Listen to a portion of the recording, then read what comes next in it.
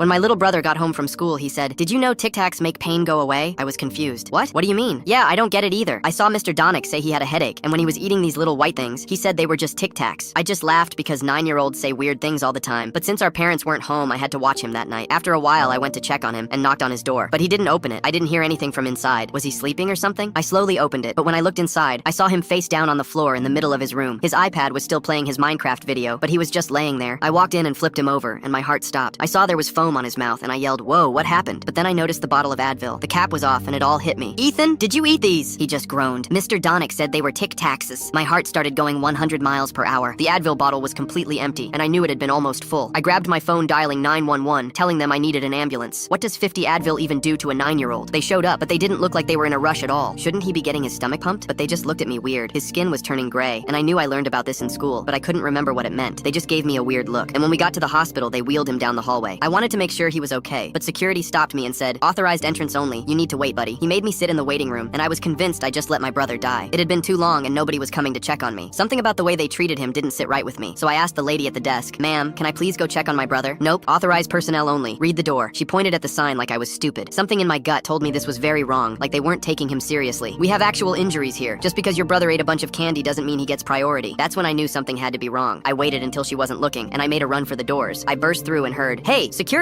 But I didn't care. I ran down the hallway, checking every room, calling Ethan's name. Then I found him, but instead of nurses and doctors rushing to save his life, he was just laying there alone. "Ethan, why isn't anyone helping him? Someone help!" His skin was turning even grayer, and I remembered what this meant. He was having a heart attack. Security burst through the door behind me and grabbed my arms, trying to pull me back. Then the doctor came in. "What is this? Who are you?" "My brother. Look at him. His skin is gray. He needs a heart monitor right now. He's going into cardiac arrest." The doctor looked at Ethan, then looked at me like I was being hysterical. "No, he's not. He told us he just ingested a bunch of Tic Tacs." "No, that was Advil. He needs a heart monitor." He started looking annoyed. "Oh yeah? Are you a doctor?" I didn't think so. I felt the security guard's grip tighten on my arms. I knew I had to say something fast. "No, but I'm a lawyer, and if you don't attach a heart monitor to my brother in the next 10 seconds, I'll make sure you'll end up in Guantanamo Bay." He huffed and grabbed one, and the second he put it on Ethan, the machine instantly started screaming. His eyes went wide, and he yelled, "Get me poison control right now." Everyone started freaking out, grabbing things, and they made me leave. I sat in that waiting room crying, knowing it had probably been way too long while the receptionist glared at me. Then he finally came back out. I saw the look on his face and knew this couldn't be good. "Please, doc, tell me you saved him." I saw his eyes were red. He was crying too. "Please, what happened to him?" He just said, "I'm sorry." My legs started shaking. "Sorry? Sorry for what? Please tell me he's alive." He just looked up at me and said, "I'm sorry that I didn't listen to you. I should have attached the heart monitor immediately. You were right. If you hadn't pushed, he wouldn't be alive right now." He broke down crying. "Please, just don't take my medical license. I'm nothing without it." I just put my hand on his shoulder. "Thank you for saving him. I'm not actually a lawyer. I work at Pizza Hut."